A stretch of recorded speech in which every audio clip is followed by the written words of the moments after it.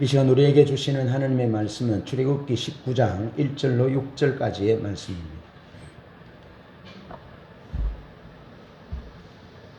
구약성경 출애굽기 19장 1절부터 6절까지의 말씀입니다. 우리 다 한 음성으로 합독하시겠습니다. 1절입니다. 시작. 이스라엘 자손이 애국 땅을 떠난 지 3개월이 되던 날 그들이 시내 광야에 이르니라. 그들이 르비딤을 떠나 시내 광야에 이르러 그 광야에 장막을 치되 이스라엘이 거기 산 앞에 장막을 치니라.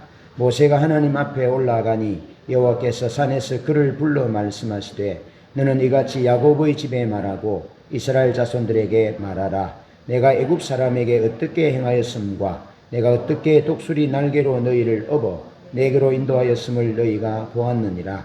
세계가 다 내게 속하였나니 너희가 내 말을 잘 듣고 내 언약을 지키면 너희는 모든 민족 중에서 내 소유가 되겠고 너희가 내게 대하여 제사장 나라가 되며 너희 거룩한 백성이 되리라.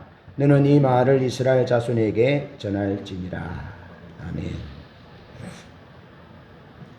여러분, 제가 사회학을 좀 공부할 때요, 현대 사회학 이론 가운데 현대 사회를 정의하기를 현대 사회는 접속의 시대다, 그렇게 정의하는 한 부분이 있습니다.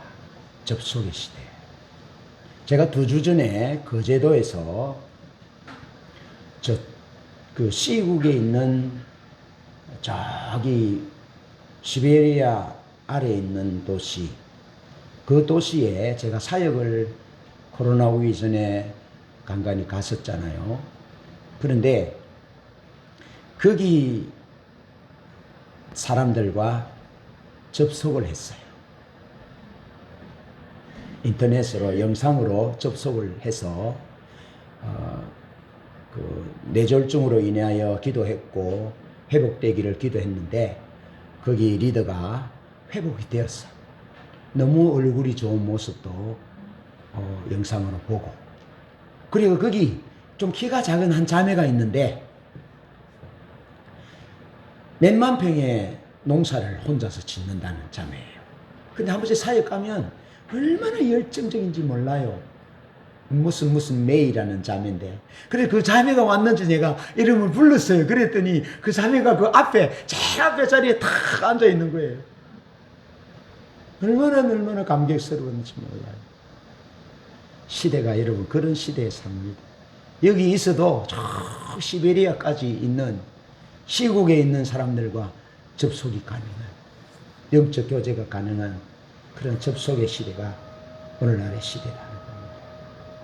그런데 중요한 것은 이 접속의 시대에서 일탈의 접속들, 올바르지 못한 접속들, 생명을 살리지 못한 그런 접속들이 많이 일어난다는 겁니다. 그럼 제가 일일이 언급하지 않아도 심각한 수위를 넘었습니다. 그러니까 이 접속이라는, 얼마나 접속이 잘 되는지 몰라요. 이런 이 매개를 통해서 이게 엉뚱한 접속들이 일어나는 거예요. 그래서 가정이 깨어지고 개인의 삶이 탕진되고 얼마나 가슴 아픈지 모릅니다. 젊은이들이 청춘이 그냥 연기처럼 사라져버리는 그런 폐해가 이 접속이라는 이름 하에 일어나고 있는 것입니다. 자, 그러면서 어떤 것에 접속하느냐에 따라서 관점이 생기는 거예요. 관점이. 죽이는 것에 접속하면 죽이는 것에 관점이 생기고, 살리는 것에 자꾸 접속하면 살리는 관점이 생기는 거예요. 제가요, UFC를 한 번씩 봤는데요. UFC는 이 쇠 창살 같은 팔각형인가 뭐 그런 데 가둬놓고 남자들이 주먹으로 때리거든요. 옛날에 권투는 뭐 12온스, 15온스에서 좀 두꺼워서 케어가 잘 안 됐어요. 그래서 케어를 시키려면 이 주먹의 이 장갑의 두께를 줄여서 이 케어를 많이 높이려고, 케어율을 높이려고 그랬거든요. 그리고 케어하면 사람들이 케어당하면 사람들이 열광하거든요. 근데요, UFC는요, 이 완전 주먹으로 때리는 것과 같고요. 굉장해요. 그래서 보면 막 파이터들이 막 피가 터지고 막 그래요. 그걸 한 번씩 봤어요. 그런데 어느 날 제가 이런 생각이 내 속에 들어왔어요. 네가 저거 보면 무슨 생각이 들겠냐. 자꾸 폭력적인, 나도 모르게 폭력적인 행동이 나오지 않겠냐. 그래서 그때부터는 아예 안 봅니다. 다 꺼버렸어요. 그랬는데요, 남자들은 의외로 그런 것에 잘 접속해요. 목사님들도 마찬가지예요. 그래서 제가 거기에는 내가 접속하지 않으리라 마음을 먹었어요. 그래서 집에서 텔레비전 스포츠 채널을 딱 틀 때요, 그게 딱 지나가요. 그렇지만 제가 안 봅니다. 예전하고는 달라요. 제가 사나워져요. 나도 모르게 폭력적이 되고 말이 부드러운 말이 안 나와요. 그래서 거기는 접속하지 않기로 결심했어요. 무엇에 어떤 것에 접속하느냐에 따라서 관점이 생기는 거예요. 관점. 여러분, 행동은요, 관점에서 나옵니다. 삶의 가치관은요, 관점에서 나옵니다. 무엇을 위해 목적을 어떻게 세우느냐. 아무리 목적을 세워놔 보세요. 관점이 달라지지 않으면 그 목적이 이루어지지 않아요. 그래서 관점이 제일 중요한 거예요. 그래서 영적인 세계에서도 영적 분별력이 있느냐 없느냐에 따라서 생명으로 가느냐 멸망으로 가느냐에 결정된다. 영적 분별력, 하나님의 길, 하나님의 달인줄, 하나님의 기준, 하나님의 진리를 보느냐 못 보느냐의 관점에 따라서 민족이 살고 민족이 멸망하고, 개인이 살거나 가문이 살거나 가문이 멸문제하를 당하느냐의 그 바로미터는 하나님의 관점을 보느냐 보지 않느냐. 여러분, 성경은 하나님의 관점으로 쓰여졌어요. 처음부터 끝까지 하나님의 관점으로 딱 쓰여졌어요. 그래서 아무리 성경을 읽어도 하나님의 관점을 모르면 자기가 교주가 돼요. 성경을 통해서 자기가 교주가 돼요. 성경을 통해서 자기 이론을 뒷받침해요. 망하는 길입니다. 그래서 어떤 것에 접속하느냐가 중요합니다. 왜? 관점이 생기기 때문에. 그리고 관점에 따라서 가치관이, 세계관이 형성됩니다. 그리고 가치관에 따라서 삶의 열매가 달라지고 운명이 달라진다는 겁니다. 오늘은 하나님의 관점이 인생에서 제일 중요하고, 자기 삶의 목적과 방향보다 하나님의 관점이 우선적이며, 또 관점과 가치관이 올바르지 않으면 아무리 의지가 강해도 잘못된 길, 실패하는 인생을 살 수밖에 없습니다. 그래서 결국에는 성령의 도구, 하나님의 도구, 하나님의 동력자가 아니라 사단의 도구가 되어서 멸망하는, 자기도 멸망하고 가정도 멸망하고 가문도 멸망하고 사회도, 자기가 속해 있는 사회도 집단도 멸망하게 되는 그런 단초를 제공하는 이 죽음이 돼요. 그런 말씀을 오늘 좀 나눠보려고 그럽니다. 먼저 생각해 볼 점은 하나님이 우리를 하나님 자신에게로 이끄신다는 것입니다. 하나님이 우리를 창조하신 목적과 구원하신 목적은 우리를 하나님께로 이끌기 위함이에요. 그래서 하나님과 친밀한 사랑의 교제를 누리기를, 다시 말하면 부잣집의 종처럼, 짐승처럼 일을 시키기 위해서, 무엇을 시키기 위해서 우리를 창조하시고 구원하신 것이 아니라, 우리는 하나님과 오랜 시간을 같이 나누면서 대화하고, 요즘같이 더운 여름에 수박 화채해서 당신 한 그릇, 내 한 그릇, 시원한 아이스 아메리카노, 시원한 거 한 잔 타서 당신 한 잔, 나는 헤이즐넛 라떼를 먹겠소, 당신은 카페 라떼를 먹으시오. 그러면서 한 잔 시원하게 먹으면서 대화하는, 얼마나 아름답습니까? 그래서 대화를 통해서 저 사람이 무슨 생각을 하고 있고, 저 사람이 무엇을 기뻐하시고, 내가 저 사람을 위해서 무엇을 해야 저 사람이 기쁘고 행복할지를 아는, 교감하는, 그것을 위해서 하나님이 우리를 창조하시고 구속하셨다는 겁니다. 할렐루야. 머슴처럼 일 시키고 돈 많이 벌고 업적을 쌓고, 예? 왜 이 모양이냐, 왜 이것밖에 안 되냐, 그런 존재로 하나님이 우리를 지으셨다면 우리가 여러분 짐승과 다를 바가 뭐 있겠습니까? 예? 우리가 뭐 노예지 하나님의 자녀겠습니까? 그러나 하나님은 우리를 하나님의 형상대로 지으셨다라고 창세기 1장 26절 28절에서 말씀하고 있잖아요. 하나님의 형상대로 우리를 지으셔서 하나님과 교제 누리도록 하는 겁니다. 이것이 은혜인 거죠. 그래서 이것이 우리 삶을 행복하게 하고 우리 신앙을 더 풍성하게 하는 첫 번째 단추가 되는 것입니다. 자, 구원의 목적은 하나님께로 인도하십니다. 인도하셔서 하나님이 어떤 분인지를 알고 하나님 그분을 사랑하도록 우리를 구원하셨어요. 그래서 하나님이 이스라엘 백성들을 구원하신 다음에 오늘 본문 말씀에 시내산으로 인도하셨어요. 시내산으로 인도하셨는데 19장 4절을 한번 보겠습니다. 19장 4절. 4절 시작.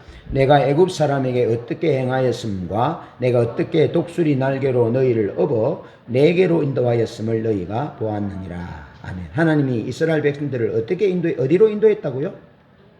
내게로 인도했다. 내게로. 하나님께로 인도하셨다라는 의미입니다. 독수리 날개로 업어 내게로 인도했다. 뭐 하시려고요? 교제하려고요. 교제. 사랑의 교제 나누려고요. 하나님을 아버지라 존중하는, 아버지 하나님은 아들을 인격적으로 대하고 존중하는 그런 관계로, 그래서 풍성한 행복한 삶을, 영원한 생명의 삶을 누릴 수 있도록 하나님께서 그렇게 하셨다 하는 겁니다.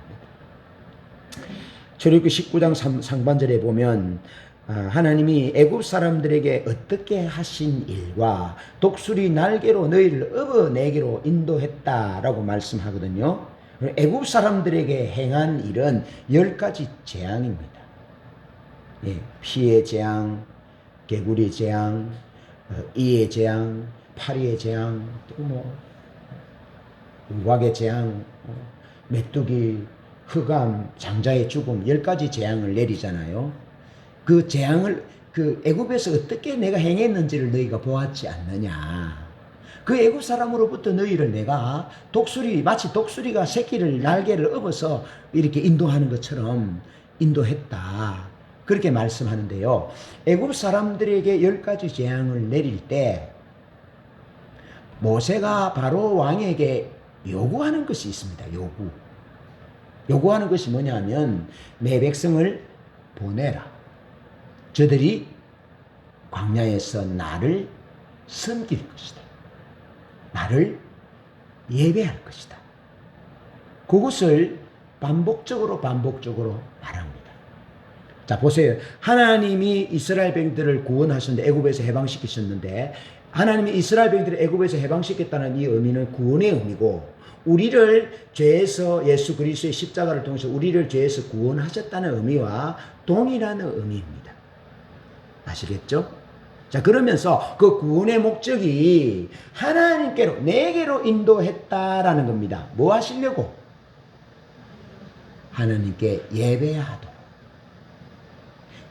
내 백성을 보내라. 저들이 광야에서 나를 섬길 것이다. 나를 예배할 것이다. 그것이 애굽에서 하나님이 애굽 사람들에게 행했던 10가지 재앙의 목적이에요. 알겠죠? 하나님이 심술 굳었으면 꼴딱 먹여서 바로를 죽이려고 하는 것이 아니고, 하나님 내 백성들이 나를 섬기도록 예배하도록 내가 그런 목적으로 창조했는데, 조성했는데, 저 바로가 말을 듣지 않으니까, 애굽 제국이 말을 듣지 않으니까 하나님 자꾸 보내라 하고, 하나님 메신저 모세를 통해서, 아론을 통해서 말을 듣지 않으니까 하나님이 자꾸 해초리를 드신 거예요. 항복하도록. 그 관점을 보셔야 되는 거예요. 10가지 재앙이 위대했구나, 대단했구나, 이스라엘 백성들이 참 하나님의 은혜를 입었구나, 특권을 입었구나, 거기에만 머무르지 말고 그 목적이 뭐냐면 하나님께로 이끌기 위함이다. 그럼 하나님께로 구체적으로 가서 뭐 할 거냐? 그 예배하는 거다. 왜 예배합니까? 하나님께로 가서 왜 예배합니까? 예배가 무엇입니까? 예배는 하나님을 예배라는 그릇에, 내 예배라는 그릇을 통해서, 행위를 통해서 내가 하나님을 사랑한다는 표현을 드리는 거예요. 나를 하나님께로 이끄신 그 은혜에 감사해서 내 사랑을 드리는 거예요. 기도라는 그릇에 하나님 앞에 드리는, 그래서 기도가 향기가 돼 하나님께 올라간다 하잖아요. 향기로. 내가 하나님을 사랑하는 마음을 기도로 드린 하나님, 이 땅에 코로나가 조금씩 되게 해주세요. 이 땅에 흉악한 범죄들이 없어지게 해주세요. 그렇게 하나님을 사랑하여 이 땅이 하나님의 아름다운 땅이 되도록 기도로 올려드리는 것이 하나님이 우리를 하나님과 함께 있게 하기 위해서 하나님께로 이끄신 목적이래요. 여러분, 사람들이 부모 자식 간에 얼굴만 가만히 보고 있습니까? 형제끼리 만나면 얼굴만 가만히 보고 있습니까? 아니, 맛있는 것도 먹고 대화도 하고 차도 마시고 쇼핑도 가고 그렇게 하잖아요. 그런 것처럼 우리가 하나님께로 와서 뭐 합니까? 하나님 사랑한다고 노래도 드리고 댄스도 하고 춤도 추고 기도도 드리고, 네? 기도도 드리고. 상민이 내가 영어로 막 기도하고 싶은 감동이 들 때가 많은데, 영어를 할 줄 알아야지. 여러분, 달라요, 느낌이요. 영어로 사랑한다고 고백하는 거와 달라요. 중국어로는 예수님 사랑합니다만 예수 아이니 표현하거든요. 또 달라요, 맛이. 예수 아이니, 선생 아이니, 주어 아이니, 달라요, 이게. 그래서 다양한 언어로 표현하는데 하나님은 어떻게 받겠습니까? 대한민국 사람들이 사랑한다는 표현을 받는 거, 중국 사람들이 예수 아이니 받는 거, 뭐 미국인, 영국인이 표현하는 거 받는 거 다 달라요, 감정이. 그렇게 하나님께 우리의 사랑을 드리도록 하기 위해서 하나님께로 인도했다 하는 거예요. 자, 그러면서 출애굽기 19장 4절 상반절에 예배를 위한 목적으로 구원하셨다 그랬죠. 그래 출애굽기 8장 1절 20절 9장 1절로 13절 10장 3절로 26절 10가지 재앙을 행하시기 전에 말씀하신 것은 예배를 위해서 내 백성을 보내라 하신 거예요. 여러분, 우리가 하나님 앞으로 가서 해야 될 가장 중요한 것은 예배입니다. 다시 말해서 하나님과 접속되는 시간이 매체가 예배라는 겁니다.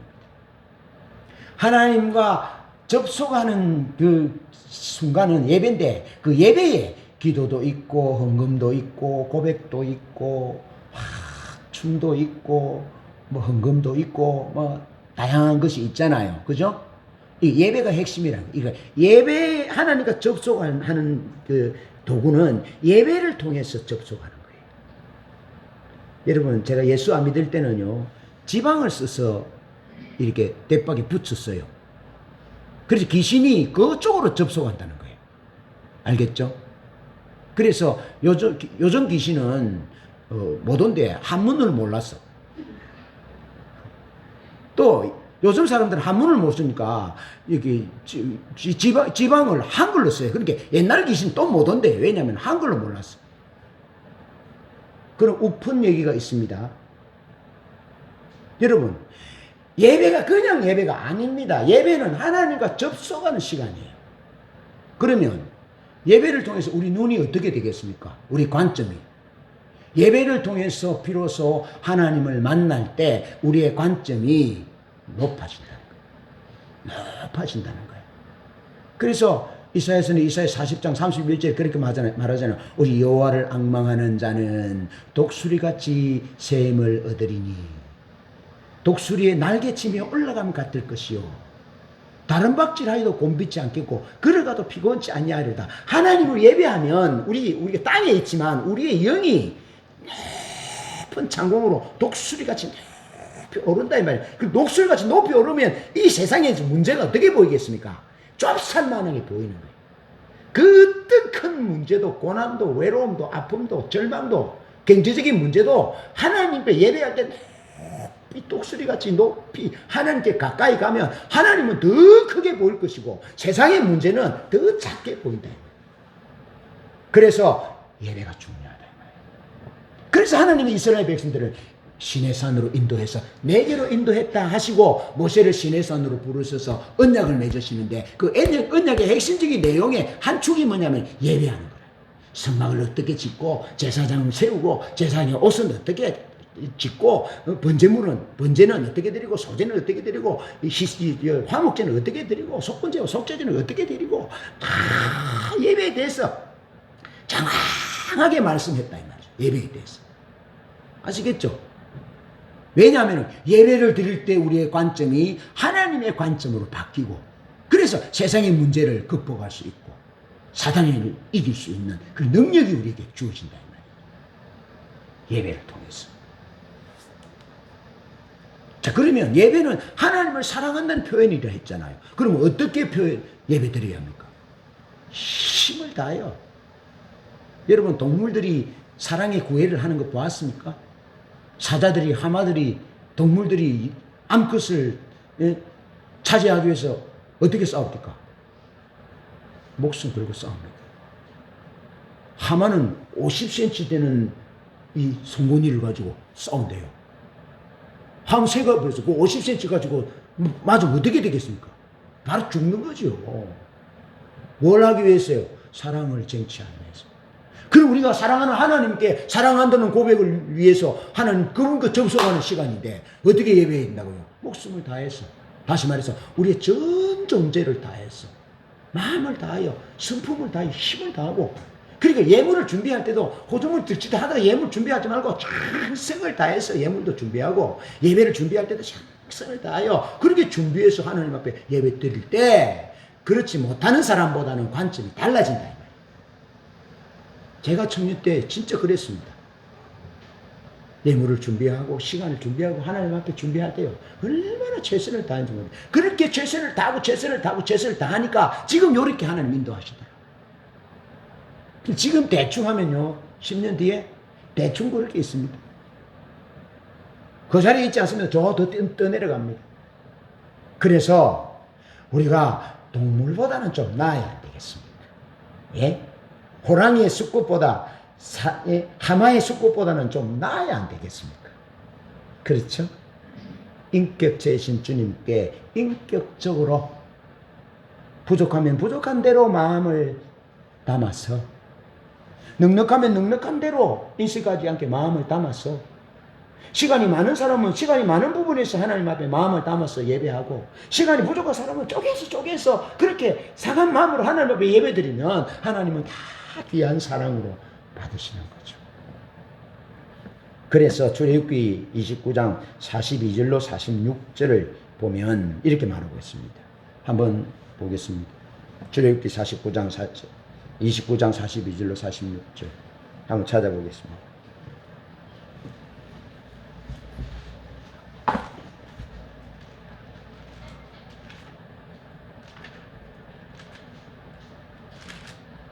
출애굽기 29장 42절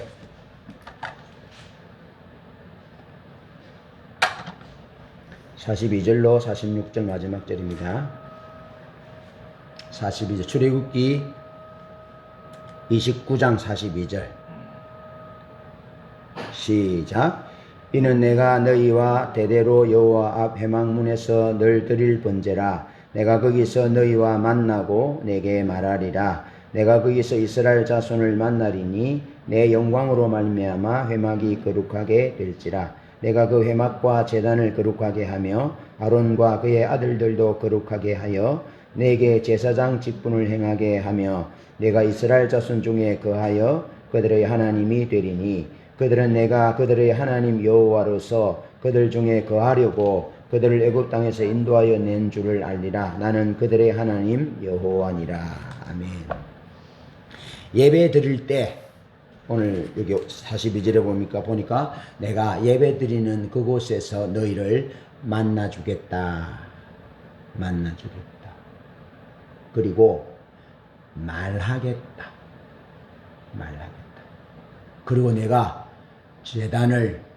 제사장을 예배하는 그 장소를, 그 사람을 거룩하게 하겠다. 내 영광으로 거룩하게 하겠고, 나는 영으로 너희와 함께 거하겠다.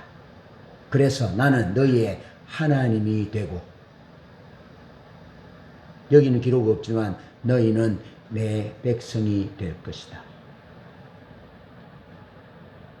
여러분, 출애굽기는 성경 두 번째 권입니다.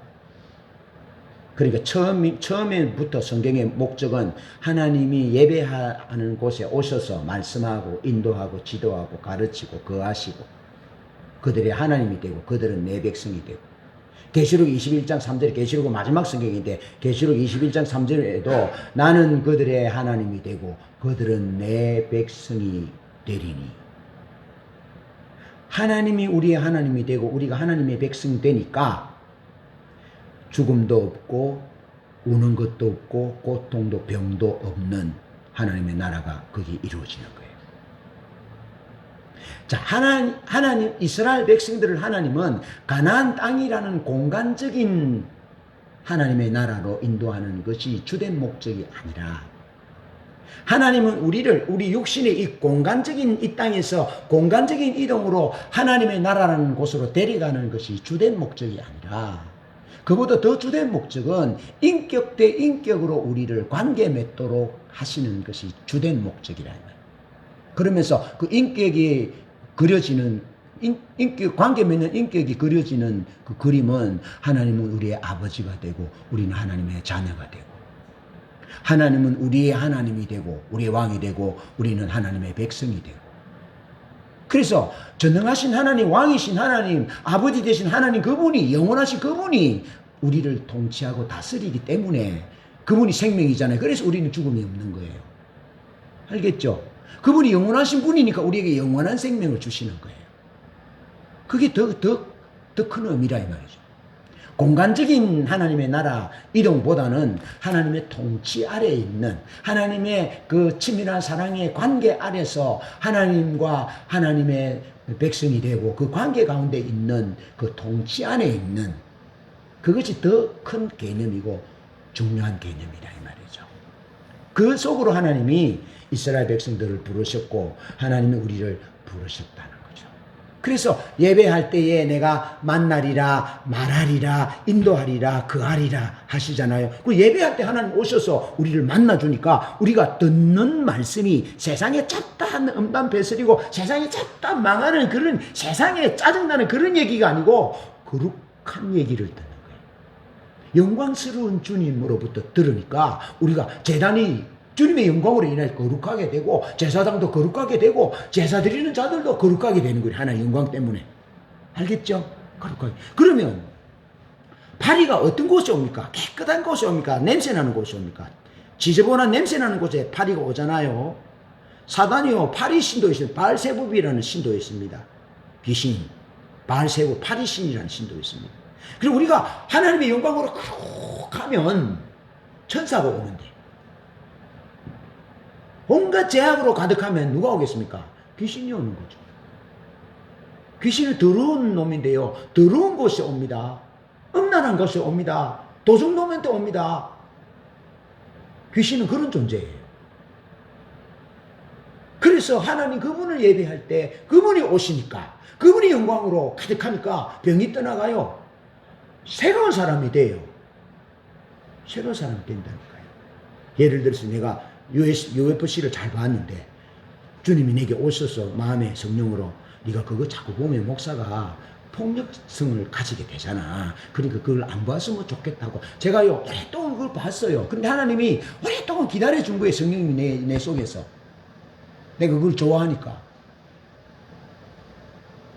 근데 어느 날 성령께서 내게 그렇게 마음에 감동하는 거예요. 그래서 제가 그 성령님의 마음에 감동으로 하시는 말씀을 받아들였어요. 그걸 안 봅니다, 이제. 앞으로도 안 볼 겁니다.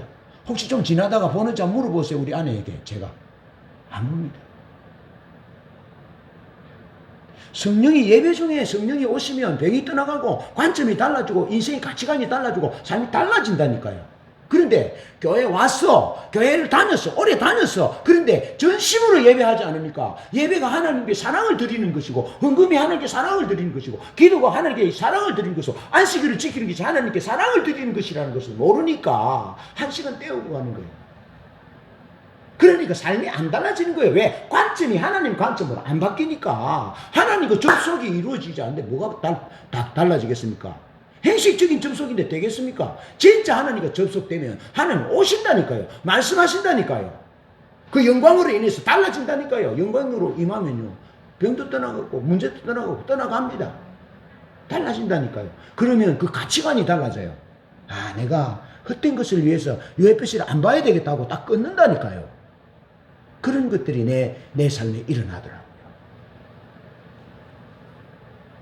그래서 예배가 중요한 거예요. 무엇에 접속하느냐에 따라서 관점이 생기고 관점이 생기면 가치가 형성돼요. 그리고 그 가치를 따라서 마음에 결단하고 삶을 살아가게 돼요. 그래서 삶의 열매들이 달라지게 돼 있어요. 여러분 영매들이 있습니다. 영매들. 영매들은 무당들이에요. 영매들이 여러분 그 선거철이나 뭐 이런 데면 영매들에게 많이 찾아간다 하잖아요. 그 예수 믿는 사람도 찾아온대요. 사울도 뭐 신접한 찾았는데 이해가 되죠. 왜? 답답하거든요. 앞일을 모르겠거든요. 깜깜하거든요. 관점이 안 열리거든요. 그래서 찾아가는 거예요. 근데 여러분 영매에게 찾아가면 영매들이 얘기하는 건 뭔 줄 아세요? 관점이 사탄의 관점이에요. 그래서 사탄의 관점은 요한복음 10장 10절에 도둑이 오는 것은 여기서 말하는 도둑은 사탄의 의미예요. 사탄이 오는 것은 죽이고 멸망시키려는 것뿐이요. 여러분 사단도 영적인 존재이기 때문에 우리가 공간으로 볼 수 없는 차원의 영역은 우리와 달라요. 그래서 몇 번 나가봐 무슨 일이 있을 거야 그러면 나가보면 있거든요. 그럼 나가봐 버스가 올 거야 차 타고 가거든요. 몇 번 하면 맞거든요. 그러니까 그때부터 이제 자기 사람으로 딱 귀신이 사단이 자기의 영향력이 행사될 수 있도록 딱 만들어 놓고 그 뒤부터는 자기가 원하는 대로 지붕 위로 걸어 다녀. 저 나무 집에 주고 가서 깨뜨려. 왜? 이미 학습됐거든요. 사단의 관점으로 학습이 됐거든요. 그래서 사단이 주는 그 말이 가치가 있다고 가치관이 형성되거든요. 그래서 비도덕적인 행동들을 하는 거예요. 그래서 사람도 죽이는 거예요. 극단적인 살인마들이 있잖아요. 그게 귀신에 접신돼서 그런 경우들이 더 많아요. 그래서 성경 말씀은 진리에 틀림이 없어요. 사단에게 접속하는 자는 영매를 통해서 접속하여 사단에게 접속하는 자는 사망을 거두고 죽이고 멸망시키려는 것 뿐이고 그래서 그런 관점이 가지고 가치관을 갖게 해서 그렇게 살게 해요. 그래서 말 안 듣습니다. 이단들에 빠진 사람들 말 안 듣습니다. 왜? 그런 관점이 생겼고 가치관이 생겼기 때문에 더 큰 충격으로 오지 않으면 안 듣는다니까요. 안 받아들여요. 그리고 우리가 여기 앉아있는 게 은혜인 거죠. 주님 앞에 예배자로 서 있는 것이 은혜인 거죠. 귀신은 그렇습니다. 그런데 여전히 요한복음 10장 10절에 사단의 세력과 예수님을 비교하면서 도둑이 오는 것은 생명을 죽이고 멸망시키려고 오는 것뿐이요. 그런데 내가 오는 것은 예수님이 오는 것은 양으로 생명을 얻게 하고 또 풍성케 하기 위해서 온다 하신 거예요. 아멘. 네, 그래서 우리가 하나님 그분 예배하면 그분이 우리에게 오셔요. 뭐 하기 위해서? 우리에게 생명을 주시고 더 풍성하게 하기 위해서 하나님의 관점을 열어주시기 위해서 그래서 하나님이 주시는 영원한 가치를 따라서 살아갈 수 있도록 그리고 우리 길을 인도하는 거예요. 그래서 주님이 그렇게 오시는데 그 오시는 주님을 뭐라고 표현하냐면 나는 선한 목자다. 선한 목자는 양을 인도한다 하잖아요. 양을 인도한다. 생명의 길로 인도한다. 풍성한 길로 인도한다. 양은 눈이 어두워서 저 멀리 것을 못 봐요. 그래서 양은 뭐냐면 성경에서 요한복음 10장에서 양은 목자를 보고 따라간다라고 성경에 기록하지 않습니다. 양은 목자의 음성을 듣나니. 왜? 눈이 어두워서 저 멀리 못 본다니까요. 그러니까 귀로 듣고 목자의 음성을 듣고 따라가는 거예요. 그리고 양은 말처럼 뛸 수 없잖아요. 그러니까 목자가 양의 이름을 부르면서 이렇게 철수야, 영희야 그러면서 따라오는 거예요. 그러면서 또 뭐 매만 이름만 부르겠습니까? 여호와는 나의 목자시니 찬송도 부르고, 그럼 우리 목자가 찬송 부르고 가는구나 따라가고. 이해되시죠? 하나님은 절대로 우리를 말처럼 몰아가지 않습니다. 제가 UFC를 몇 년 동안 봤는지 모릅니다. 그런데도 성령님이 저를 기다리시다가 얼마 전에, 작년인가 전에 하나님이 보지 말도록 하는 감동이, 이 미리는 곰탱이죠. 제가 얼마나 미리는 곰탱입니까? 하나님은, 성령님은 인격체이시고 인격적이시기 때문에 절대로 우리를 사탄처럼 억지로 하지 않습니다. 그래서 주님이 요한계시록 3장 20절에 내가 문 밖에서 두드리노니, 창조주입니다. 전능하신 분입니다. 하나님이신데 문 열고 들어가면 되지요. 그런데 하나님은 우리를 비인격적으로 대화하지 않는다니까요. 하나님 우리를 말처럼 몰아가지 않는다니까. 하나님은 우리를 양으로 부르셨다. 그래서 우리가 피조물인데 하나님이 지으셨는데 그분이 왕인데 우리 문 확 열고 들어오지 않아요. 그런데 귀신은 들어옵니다. 환영하지 않아도 들어옵니다. 귀신은. 그러면 비인격적인 놈이에요. 근데 하나님은 결코 우리를 비인격적으로 대하지 않습니다. 기다리십니다. 그래서 예배할 때 우리의 관점이 열리고, 우리의 관점이 열릴 때 우리의 가치관이 형성되어서 하나님을 위하여 살도록, 그래서 하나님을 위해 살면 우리의 삶이 하나님 오신 목적대로 생명을 주시고 풍성하게 하기 위해서 우리를 한 걸음 한 걸음 인도하신다. 그거 아셔야 돼요. 하나님은 두려우신 분이 아닙니다. 하나님은 사랑이십니다. 하나님은 선한 목자이십니다. 하나님은 우리에게 생명을 주시고 풍성하게 하기 위해서 오셨고, 그 일을 위해서 하나님은 우리를 위해서 죽어주셨다. 그게 하나님 사랑이십니다. 예배를 드리고 하나님과 접속하면 하나님은 얼마나 사랑이시고 하나님은 얼마나 거룩하시고 얼마나 인자와 긍휼이 많으신 분인지를 아는 거예요. 나는 오늘 하나님을 찬양하면서, 나는 예수 따라가리 찬양하면서 나는 또 울었어요.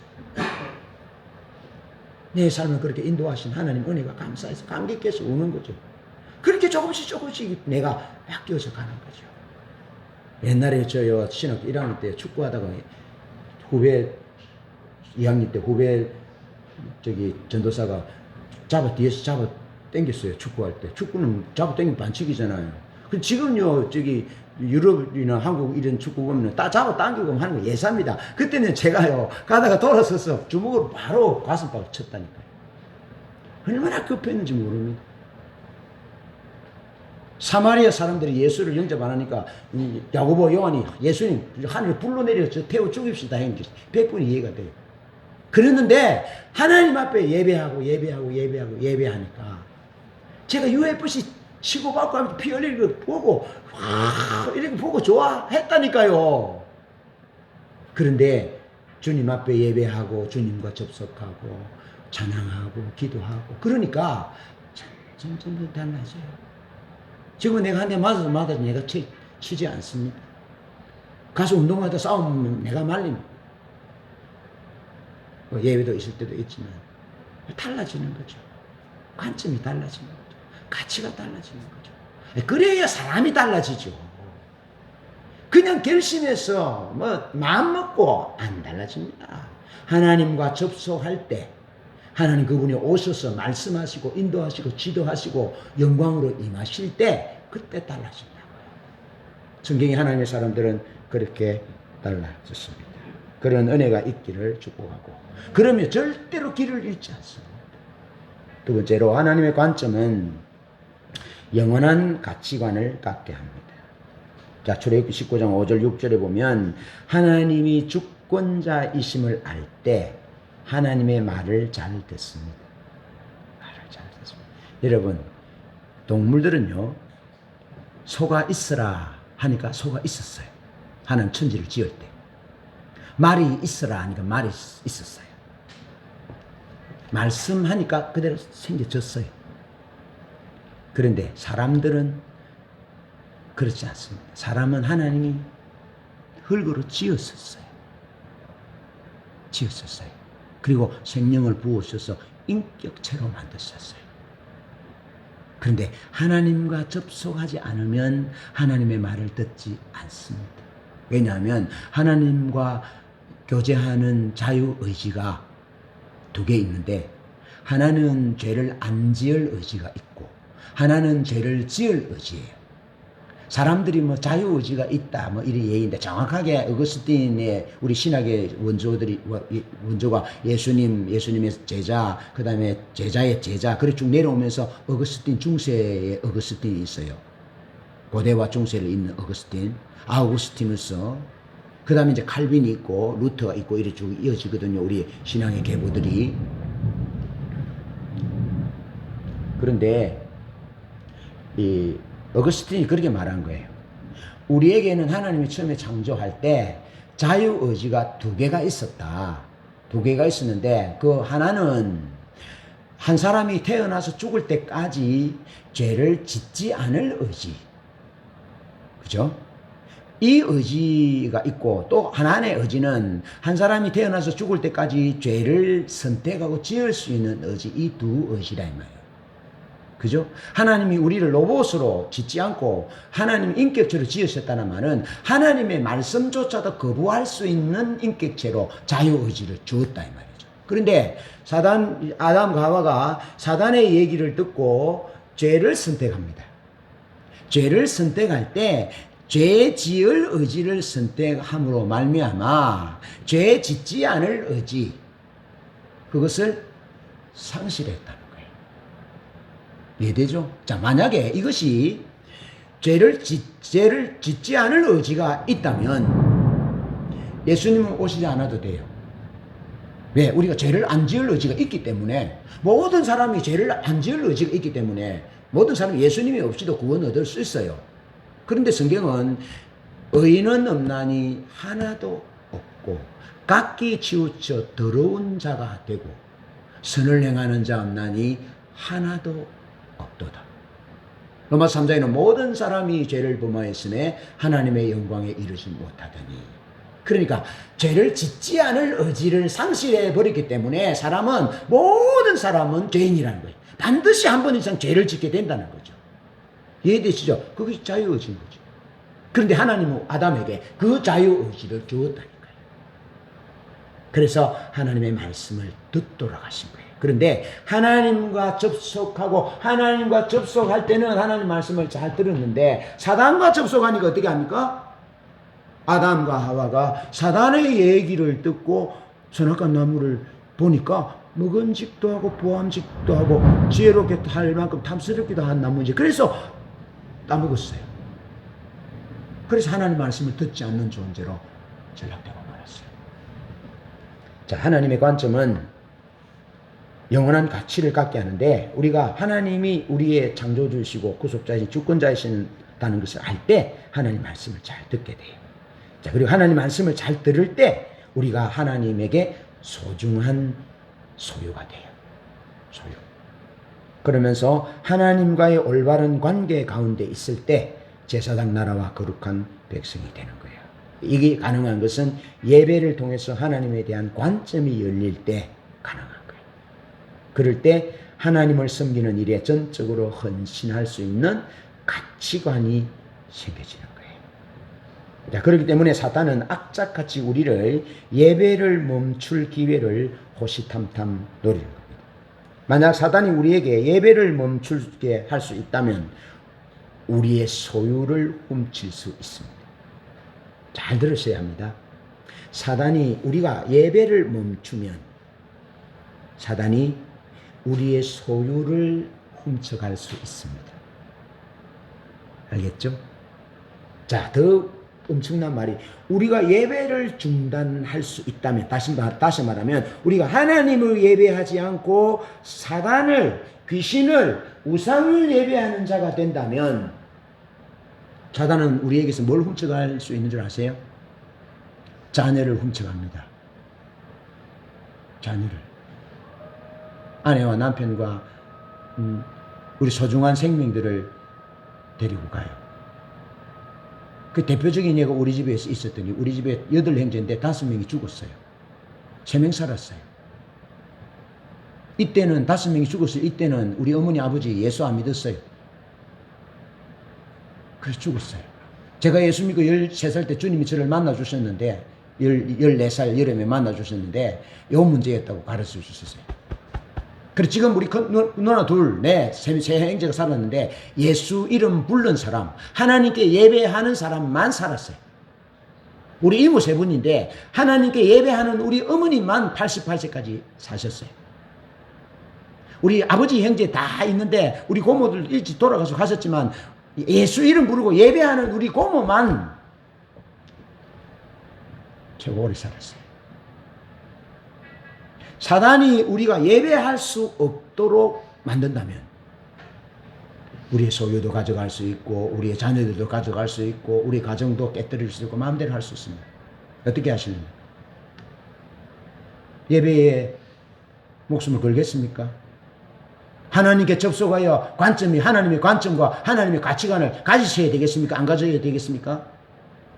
여러분 결단하십시오. 저는요, 내가 하나님 앞에 압니다. 내가 하나님을 떠나면, 내가 뭐 다른 예쁜 여자를 범하면 나는 압니다. 내가 어디로 가야 되는지 나는 압니다. 하나님 앞에 범죄하면요, 예배문이 막힙니다. 기도문이 막힙니다. 그리고 하나님 앞에 못 나가게 돼요. 그러면 그때부터는 사단이 마음대로 합니다. 자동차 뒷문을 열어놓고 달리는 것과 같다니까요. 그래서 예배가 중요한 거예요. 그래서 예수 믿는 것이 중요한 거예요. 우리 아버지 쪽에 우리 고모 한 분 예수 믿었어요. 권사님 돼서 오래 사셨고요. 우리 엄마 쪽에 우리 어머니, 외가 쪽에 예수 안 믿는데 우리 어머니 예수 믿고 오래 사셨고요. 우리 집에 8형제 있는데 5명 죽고 3명 사는데 예수 이름 불러 하나님께 예배하는 예배가 회복된 자만 회복됐어요. 그리고 우리 집에 어찌 된 줄 아세요? 여러분 창세기 2장 15절 이렇게 말씀하세요. 여호와 하나님이 그 사람을 이끌어 에덴 동산을 두사 그것을 다스리며 지키게 하시고 했습니다. 아담을 보고 지키려 했습니다. 지키다라는 말은 수호하다 혹은 보호하다라는 의미를 지닌 히브리어 말 샤마를 번역한 것입니다. 자, 그것은 성경에서 1차적으로 파수꾼에 대해서 쓰인 단어입니다. 파수꾼. 아담은 이 땅 위에서 말 그대로 하나님의 파수꾼 또는 관리인이었습니다. 그런데 아담이 하나님의 말씀을 듣기를 거부하고 하나님께 접속되지 않고 사단에게 접속했고 하나님을 예배하지 않으니까 아담, 하와 이후에 모든 인류가 죽음의 존재가 됐고 땅은 저주를 받았고 여러분 제가 그렇게 해서 하나님 앞에 예배하는 자를 섰잖아요. 제가 지방을 쓰고 제사를 지냈다니까요. 그런데 14살 여름에 주님이 저를 딱 만나시니까 너희 집에는 제사를 지내는 문제가 이런 가정의 재앙을 가져왔다. 딱 가르쳐 주시잖아요. 주님이. 관점이 생기더라니까. 관점이. 그러니까 내가 이제 더 이상 제사라는 가치를 나는 버리리라. 나는 하나님이라는 분, 영원의 생명 그분에 대해서 나는 예배하리라 하고 딱 선택했거든요. 그리고 우리 아버지한테 맞아 죽을 각오하고 딱 섰어요. 그랬더니 보세요. 우리 집의 아이들, 우리 큰아이 임신 착상대가 안 되고 죽는다 했는데 살았어요. 기도했거든요. 살았어요. 우리 장모님 자궁경부가 말기였어요. 지금 15년째 살아계셔요. 살려주셨어요. 그리고 내 아이들 3명 예배자로 하나님 앞에 섰어요. 난 그게 얼마나 고마운지 몰라요. 하나님 예배하는 자로 서 있다는 것은 얼마나 고마운지 몰라요. 여러분, 제가요 목숨을 걸었어요. 이거 지키려고.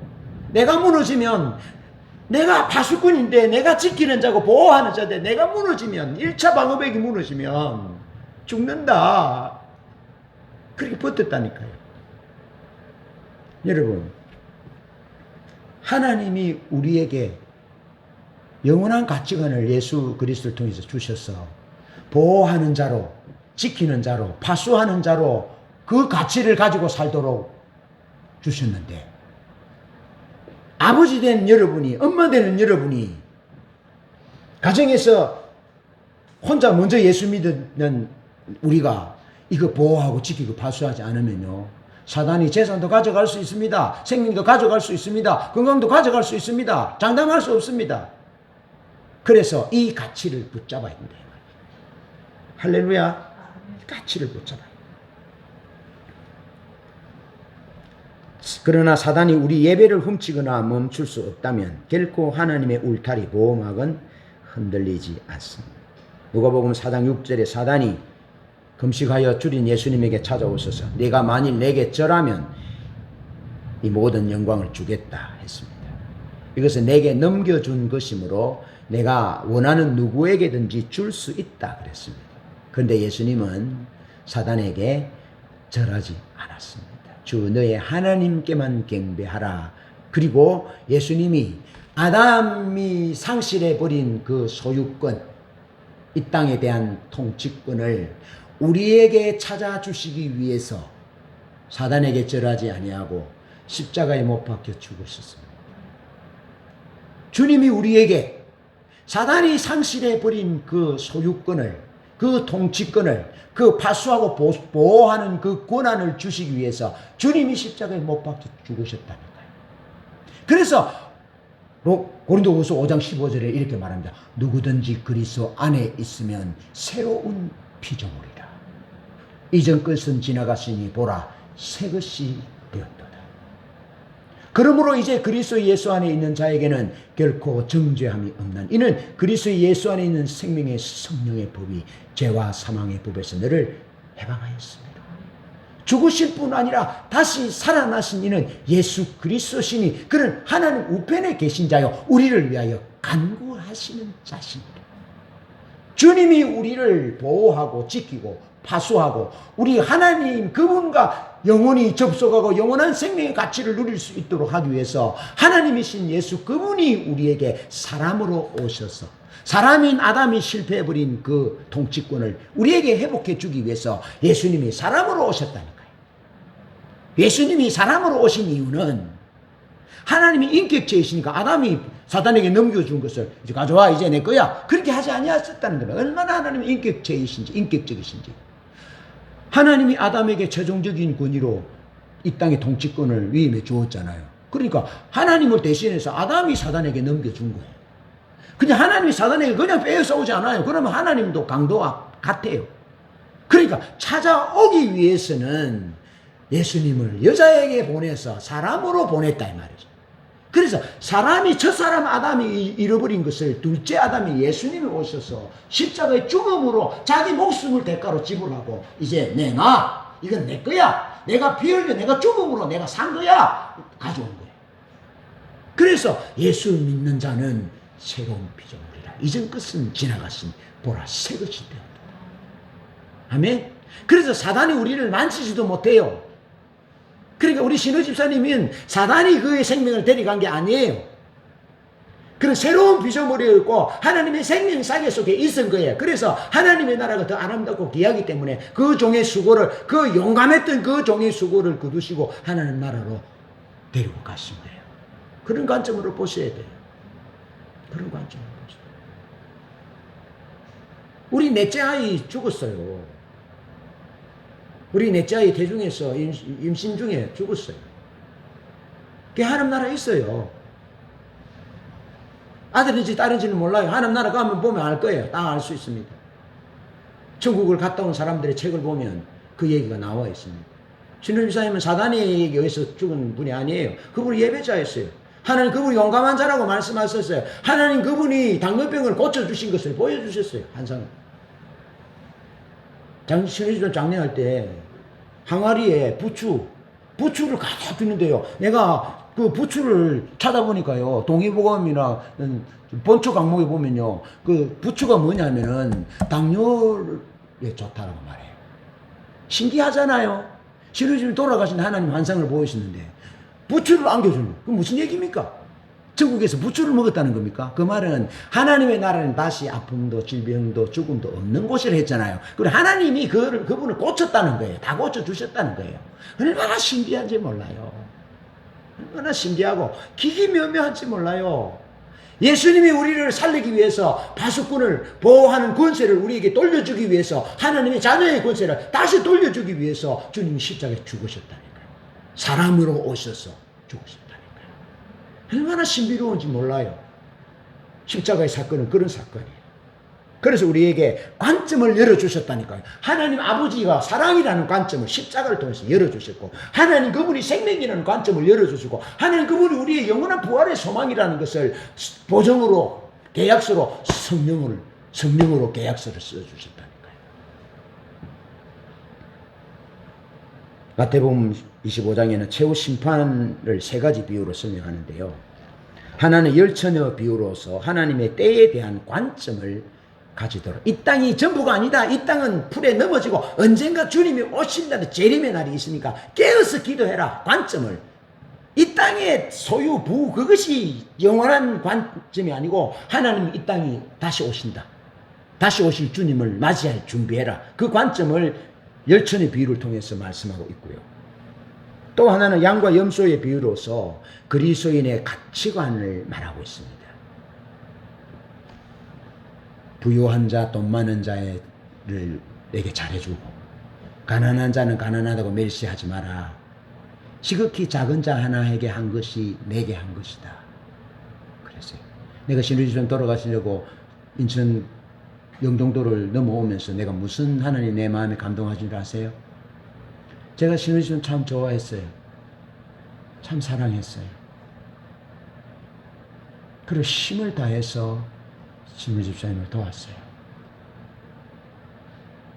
신우 집사님 에어 앰뷸런스를 띄울 때 돈이 없어서 신장을 하나 팔까, 그런 생각도 지나갔어요. 제가 머리가 하면서 아파서 뇌졸중 예방하는 보험을 넣어놨는데, 신우 집사님이 외국 나가고 도울 때 돈이 없었어. 그 보험 해가고 내가 내 목숨 하나님께 맡기고 내가 주의 종을 도와야 되겠다고 그 보험 해가고 집사님 도우기도 하고 그랬어요. 그런데 어떨 때 너무 힘들 때 신우 집사님이 전화하면 내 마음으로 좀 불편할 때가 있었어요. 그런데 집사님 유해를 안고 돌아올 때 하나님 뭐라 하신 줄 아세요? 제게 신우 집사님이 예수님은 아니지만 지극히 작은 자 하나에게 한 것이 내게 한 것이라는 말씀과 함께 신우 집사님의 모습으로 내 곁에 온 예수님이라고 내게 말씀하셨어요. 그래서 내게 인숙 집사님 저 가정이 소중한 거예요. 우리에게 저분이 그렇게 소중한 거예요. 이해되시죠? 그런 가치관을 하나님이 이 양과 염소의 비유를 통해서 마태복음 25장에 말씀하셨다니까요. 그러면서 마지막에 25장에서 하나님에 대한 관점과 잘못된 가치관을 비유로 말씀하시기, 달란트의 비유예요. 그 5달란트 받은 자는 5달란트를 남겨서 10달란트를 주인에게 드렸고, 2달란트를 받은 자는 2달란트를 남겨서 4달란트를 주인에게 드렸는데, 1달란트 받은 종은 1달란트를 주인에게 줍니다. 어떻게 해요? 땅에 묻어두었다가 주인에게 줍니다. 그런데 왜 그렇게 했어요? 관점이 뭔 줄 아세요? 이 1달란트 받은 자의 관점은, 주인은 무서운 사람이야. 그래서 내가 만약에 여기서 1달란트 가운데 잃어버린다면 내가 큰 일을 당할 거야. 그래서 그냥 묻어뒀어요. 하나님에 대한 관점이 하나님을 두려운 분이라는 관점을 가지고 있었어요. 그리고 가치관이 뭐냐면은 우리 주인은 심지 않고도 거두는 분이. 아시겠죠? 우리 주인은 씨앗을 뿌리지도 않고 모으는 분이야. 그런 가치관을 가지고, 그런 가치관이 어디 있습니까? 그게 성경의 가치관입니까? 아닙니다. 성경은 심은 대로 거둔다고 말씀하고 있습니다. 을을 심으면 을을 거두고, 하나님을 사랑하면 하나님의 사랑을 받고, 하나님을 멸시하면 하나님으로부터 경멸하는 여김을 받을 것이라고, 심은 대로 거둔다라고 갈라디아서 말씀하고 있습니다. 관점이 잘못되니까, 주인에 대한 관점이 잘못되니까 가치관도 잘못되고, 그래서 결국에는 1달란트를 주인에게 돌려주니까 주인이 뭐라는 건지 아세요? 이 악하고 게으른 종아, 이 무익한 종아. 그러면서 바깥 어두운데 쫓아내서 일을 가는 그런 일이 있을 것이라 라고 말씀하십니다. 관점이 잘못되면 가치관도 잘못되고, 가치관이 잘못되면 삶이 낭비되어 버린다고요. 낭비되어 버린다고. 하나님이 파수꾼으로, 하나님이 보호하는 자로, 하나님이 가정을 지키는 자로, 그 교회와 사회를 지키는 자로 하나님이 우리에게 권한을 위임해 주셨는데, 또 주님이 그 권한을 회복해 주기 위해서 죽기까지 하면서 우리를 살려주었는데, 고작 사는 것이, 고작 하는 일이 그렇게 살아서는 안 된다는 거죠. 정신 차려야 돼요. 우리의 존재가 어떤 존재인지를 정확한 하나님의 관점으로 볼 때 우리는 예수님을 죽으면서도 우리를 살려주신 귀중한 존재라는 거예요. 그런 관점을 가지고, 그리고 가치는 뭐냐? 영원한 가치를 위해서 살아야 된다. 영원한 가치. 생명을 살리기 위해서, 우리 생명을 살리고 풍성하게 하기 위해서 죽으신 그분이 가치 삼았었던 것, 사람을 존중한 가치. 물질보다 사람을 존중히 여기고, 어떤 업적보다는 관계를 소중히 여기고, 가정, 하나님이 소중한 가정을 주신 가정을 소중히 여기고, 친구를 소중히 여기고, 인격체를 소중히 여기는, 하나님의 진리의 말씀을 소중히 여기는, 예배를 소중히 여기는 그런 가치관으로 우리의 삶이 달라져야 된다는 거죠. 그런 가치관을 갖게 하는 거예요. 자, 그러면서 관점과 가치관이 흐려지니까 삼손의 얘기를 보면요, 삼손이 얼마나 힘이 센지 모르겠어요. 낙이 특배로 블레셋 사람 1000명을 죽였습니다. 그런데 삼손에게는 하나님의 비밀이 있어요. 그는 날 때부터 하나님께 구별됐어요. 거룩한 존재. 그래서 죽은 시체를 만진다든지 머리카락을 자른다든지 하면 안 돼요. 그런데 이쁜 들릴라에게 그냥 꼬였어. 하나님이 말씀하신 나시린의 이 은밀한 비밀을 누설합니다. 하나님 떠난 거죠. 하나님 버린 거죠. 하나님이 주신 관점과 가치관을 얼마나 소중한지를 업신여긴 거죠. 그래도 어떻게 됩니까? 블레셋 사람들 방백이 머리를 깎고, 그래서 힘이 없잖아요. 그러니까 어떻게 됩니까? 하나님이 지키도록 보호하도록 주신 그 나시린의 언약을 깨뜨리고 하나님의 백성들을 지켜야 될 그 파수하고 보호하고 지켜야 될 사명을 못하니까 눈이 뽑혔어요. 머리가 깎였어요. 짐승이 돌리는 맷돌을 갈았어요. 마지막에 하나님이 그의 기도를 들어서 블레셋의 원수를 갚기는 갚았지만 그렇게 되어버렸어요. 하나님이 주신 관점, 가치관이 얼마나 소중한지를 모르고 살았을 때 그는 힘 있는 자가 아니라 힘 없는 자가 되고 말았어요. 삼손은 나시린일 때 강한 자였습니다. 그러나 관점이 흐려지자 가치관이 변했고 짐승처럼 되고 말았다. 솔로몬의 사례를 봅니다. 솔로몬은 처음에 왕이 됐을 때 듣는 마음을 달라고 하나님과 인격적인 관계를 갖는 것에 많은 시간을 들였습니다. 그때 하나님이 솔로몬의 재산과 지혜가 천하 열왕보다 큰 자다 그렇게 말씀하셨습니다. 그런데 열왕기상 11장에 보면 솔로몬이 마음을 돌이켜 하나님을 떠났다. 솔로몬이 마음을 다하여 마음을 떠났다. 마음을 돌이켰다. 여러 차례 말씀하고 마음을 돌이켜서 하나님을 떠나니까 어떤 결과가 일어나는 줄 아세요? 나라가 분단됐어요. 솔로몬에게 하나님이 그 나라를 지키고 파수하고 보호하라는 권한으로 지혜를 주었는데 하나님을 떠나니까 나라가 두동강 났어요. 나라가. 여러분 100몇십 년 지난 후에 그 준비된 모든 보물들이 다 바벨론에 뺏겼어요. 나라는 두동강 났지요. 모든 보물은 빼앗겼죠. 솔로몬은 지혜로운 자였습니다. 그러나 하나님을 향한 사랑이 변질되자 관점이 흐려지고 말았습니다. 그래서 신명기 17장 16절로 20절의 말씀에 여자를 많이 두지 말아라. 은과 금을 많이 두지 말아라. 말을 많이 두지 말아라 라고 말씀했지만 그는 왕비가 1000명입니다. 여러분 1000명의 왕비가요 일주일에 한 번씩 결혼하면요 20년 결혼합니다. 2주일에 한 번씩 결혼하면 40년이고요. 한 달에 한 번 결혼하면 83년을 결혼식만 합니다. 그렇게 살았다니까요, 솔로몬이. 그리고 얼마나 은금이 많았는지.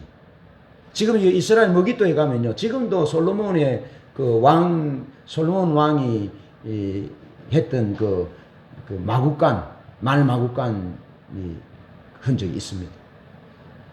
그만큼 애굽에서 말을 가져서 말 장사를 하고 하나님을 의지하기보다는 돈을 의지했고 외교적인 것을 의지해서 나라를 다스리고 했습니다. 그러다가 망했어요. 망하고 말았어요. 죄 짓는 인생이 되고 말았어요. 그래서 솔로몬은 전도서 1장 2절에서 헛되고 헛되며 헛되고 헛되니 모든 것이 헛되다. 죄 짓는 인생으로, 헛된 인생으로 그의 삶을 낭비하고 말았어요. 그래서 12장에 이렇게 말합니다. 너는 청년의 때 나는 아무 낙이 없다고 할 해가 가깝기 전에 창조주를 기억해라. 다시 말해서 기회가 있을 때 관점을 바로 해라. 기회가 있을 때 영원한 가치를 위해서 살아라. 기회가 있을 때. 그렇게 말하고 있습니다. 말씀을 정리합니다. 요즘 무엇에 접속하십니까? 뭐 어떤 것에 접속합니까? 우리는 예배를 통해서 하나님께 접속해야 합니다. 그래서 하나님을 만나야 합니다. 하나님의 말씀을 들어야 합니다. 하나님의 영광 앞에 서서 관점이 열려야 합니다. 그래야 하나님이 맡겨주신 소유, 가족의 생명을 사탄으로부터 지킬 수 있습니다. 우리 가족을, 우리 사랑하는 분을, 이 사회를, 이 세상을 사단에게 넘겨줄 수 없습니다. 하나님은 그 권세를 예수님을 죽이심으로 예수 믿는 우리에게 회복시켜 주셨어요. 반드시 지켜내야 돼요. 반드시 보호해야 돼요. 그러기 위해서는 하나님 앞에 예배를 통해서 관점이 열려져요. 가치관이 새로워져야 되는 거죠. 그래서 예배를 통해서, 예배 과정을 통해서 독수리같이 상승 기류를 타게 될 때 예배를 통해서 하나님이 크게 보일 것이고 우리 문제와 세상을 우습게 보는 승리하는 삶을 살게 될 것이고 제사장의 나라, 거룩한 영적인 일에 힘쓰는 하나님의 사람들이 될 것입니다. 관점과 가치관이 하나님과 동행하는 삶으로 이끄는 그런 삶을 살기를 주님의 이름으로 축복합니다.